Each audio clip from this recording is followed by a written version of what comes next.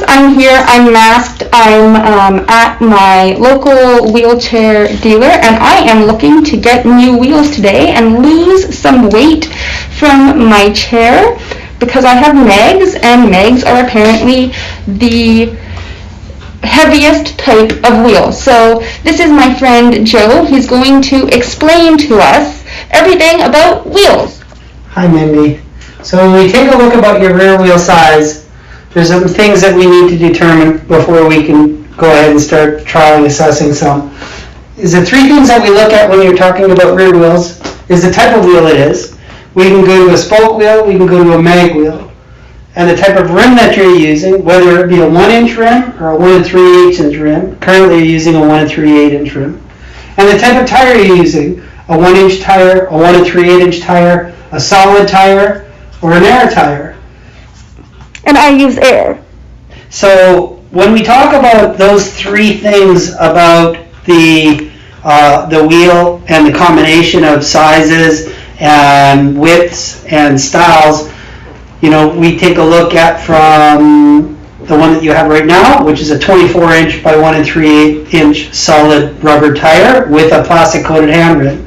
That's a very, very low maintenance wheel for a wheelchair, but basically is one of the heaviest wheels that you can get on your chair.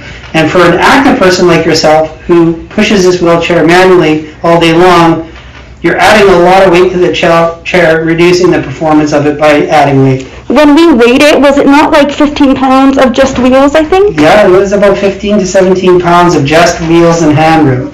So, when we look at wheelchairs and try to keep the weight of the wheelchair down to improve the performance of it, to use less energy in order to move it, we want to keep those wheels as light as possible. We have to take a look at the struggle and tendency of it. So, if it's a strong wheel, what you're going to be doing in the wheelchair, you're going to be jumping off curbs, or you're going to be going on flat surfaces, or, those are all the things that we talk about when we take a look at the type of wheel that we're going to be recommending. Anyways, so you want to stay to a 24-inch wheel, because if we go to a different diameter, then we're going to be changing the rear floor to seat height, either up or down. And keep in mind that whatever diameter you choose, if you're at a 24 and you want to go to a 26, you're only changing the rear floor to seat height by 1 inch. You have to split that difference in half. And we just readjusted this chair to work really well Right. a month or two ago. So we're going to try with you a wheel that has 24-inch diameter. We're going to go to a 1-inch wide wheel. We're going to try to get away from the 1 3/8 that you're currently using, because I'd like you to trial something completely different. And we're going to go to a high pressure tire, which is certainly a lot different than what you have right now as a solid 1 3/8. No, mine is air. Yours is pneumatics? Yep. Oh, okay. Then, it's even better, because these are only 65 pounds of pressure. The ones we're going to give you are 125, 130 pounds of pressure. Ooh. So they're going to be a lot more stronger as far as the air pressure in them. They're going to be harder, and there's going to be less resistance to the floor. So when we talk about the resistance to the floor, is how much contact the tire is actually making with the floor, and the least amount of contact gives us the best performance.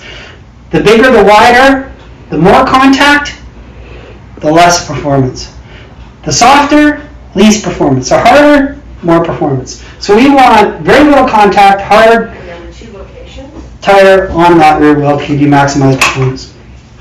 Anyways, having said that, I'm going to run up into my warehouse. I'm going to grab a couple pairs of wheels here, and we'll see what we can come up with to help you with this. Awesome. All right, and just so we know, this is the chair that I am currently rocking. I'm going to maybe see if I can pull it back. There we go. So this is my chair. These are my legs. So we're going to change them out. Hey guys, so I am home and unmasked. I ended up leaving with some key wheels off a Rogue wheelchair that I am going to try out. The actual tire is not the tire that I would end up getting, but that can easily be changed out. I'm going to try out these wheels for a week, see what I think. Hi guys! This is so long later that I don't have a transition for it. Probably a month to a month and a half, if not 2 months later. Sorry about the background noise. It's really hot here, so if I'm glistening, yeah, I'm sweating that much. I wanted to pop in here and mention quickly about my experience with trialing those wheels that I mentioned to you, and sort of what happened with that, because it did not go as I expected at all. Those wheels that I had originally shown you ended up being way out of my budget, so they went back. Sadly, they moved so well. I love them, but I just could not afford the cost of them, and that was totally okay, because I ended up talking to Joe and got something that was comparable, and actually was more of a demo type model, so it had a couple of uses on it, which I didn't mind, so I could get it at a bit of a lower price, which is a tip for you if you are comfortable with that and want to do that. You can get demo models of chairs even, although I wouldn't do that. But for this, I did not mind. So that happened, and then in trying those wheels out, mind you, I never pay for anything until I can trial it first, because these are things that you can't really return, and it's a lot of money, so I want to make sure that I can work with it and it can work with me, and that it works for my lifestyle. So that is another big tip. When you talk budget, talk about what you want to do. I can't do an ambulance or a fire truck. I hope everybody's okay. Back to regular programming. But you really want to make clear what you want and what your activities are going to be. So for me, I knew that I am an active wheelchair user. I knew that I would be using it both outdoors and indoors. I know that my streets are really, really bad in terms of potholes and things like that. So the wheels that the tires that I was going to get, they needed to be kind of somewhat knobby. I think chair users will understand what that means, just because there would be no way that I could use like a soft tire, very, very smooth tire. So when you're looking at wheels, have all of that in mind. That said, I went and I trialed these wheels, and my salesperson, Joe, he was very generous with his trials.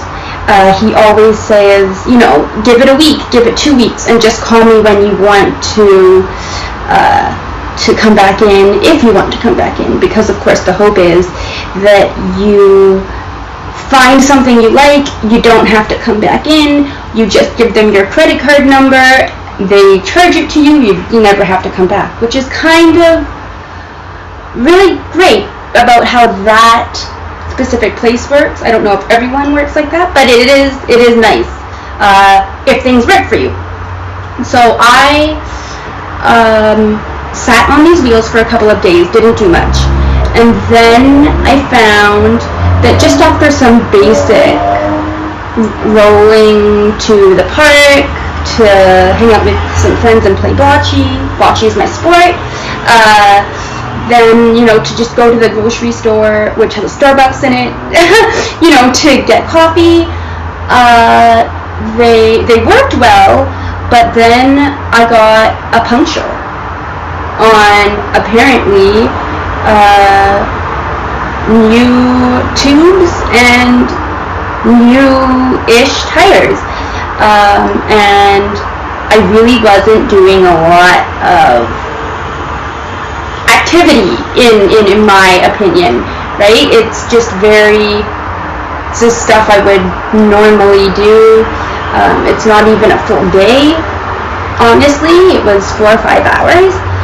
So when I got a puncture right away, I knew that I didn't want to be dealing with wheels that would every month or two I'd be getting new tubes. That's annoying. And yes, I have a pump. It's electric. It works well. However, it so happened that for this specific wheel size and this specific end, I didn't have the proper valve end for it, and I would have needed new valve extenders and new this and that, which I was not willing to deal with. So I called Joe back and I said, basically, because these are still on trial, remember, and I have not paid for them yet, what can we do? Can we fix this? Do you want me to put a new tube in? Do you put a new tube in? How does that work? And he says, well, you just need a new tube. And I said, I know I need a new tube. And we kind of went back and forth for a while, because obviously he wants me to purchase them, but also purchase a new tube for them. And I said, switch me to solid tires, because I just went down my street. Honestly, I did not do anything more than go down my street. It's not like I used the freewheel with it. I was not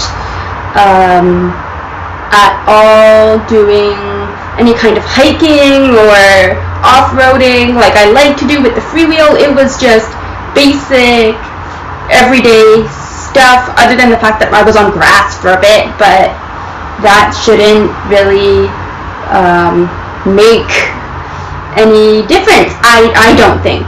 So I said, switch me to solid tires. And I don't know. I do notice, now I have had air tires or pneumatic tires for 4 years now. I think I did 1 or 2 years with solids before, and then I decided to switch to air, and now I'm back on solid.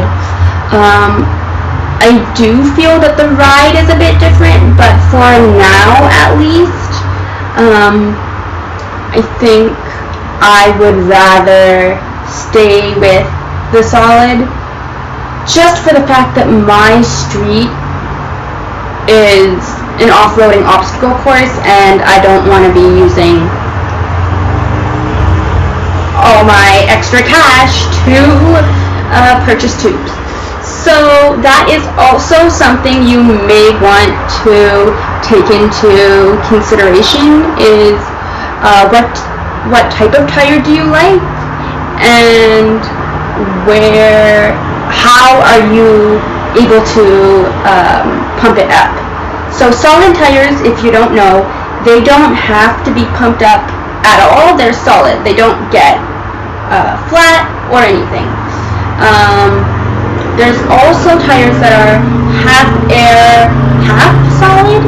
I have not tried those. So I don't have an opinion either way on that. But, and then there are regular air tires, which I find, for me, the bike shop I go to, it's right on my way home. They don't charge me for, air. I don't know any bike shops that do here, but some may. So I don't mind just popping in there and getting a top up and then leaving. So you don't necessarily have to have a pump is what I'm saying. But I find for myself having a pump is nice because you don't necessarily have to go anywhere. It is a little more convenient. It is a bit loud, but it's not like you're running it for multiple hours. I am just going to end off here telling you what I ended up with and sort of some customizations I made. So my current tire, I will insert pictures here. The tire, like I say, is a solid tire. The hand rim is a rubber-coated hand rim by Mobility. After all of the issues and changes, I ended up with something completely different than what I thought I was going to end up with. So also be open to that and know that that does happen. But what I ended up with, I really do like. I got Mobility hand rims that actually were a trade-in because the person who originally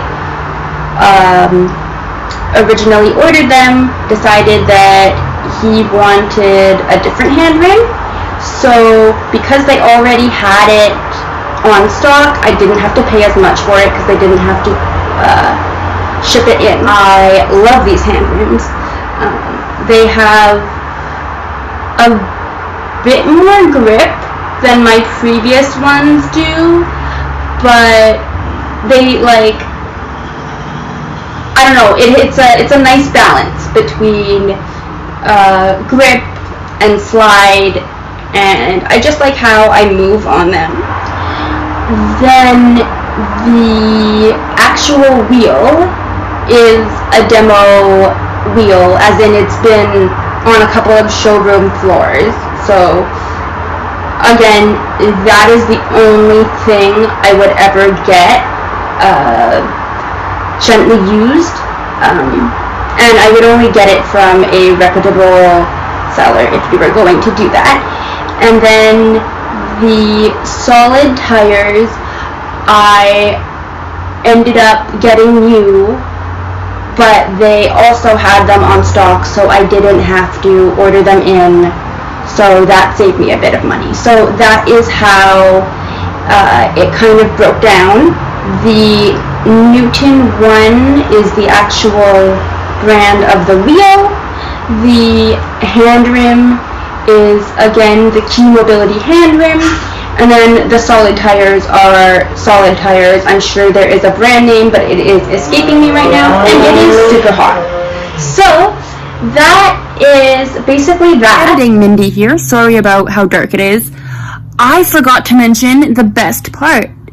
These tires weigh about just under 5 pounds a piece, so I end up losing about 5 pounds. I also just wanted to mention here as an aside, I was able to customize my spokes so that they glow.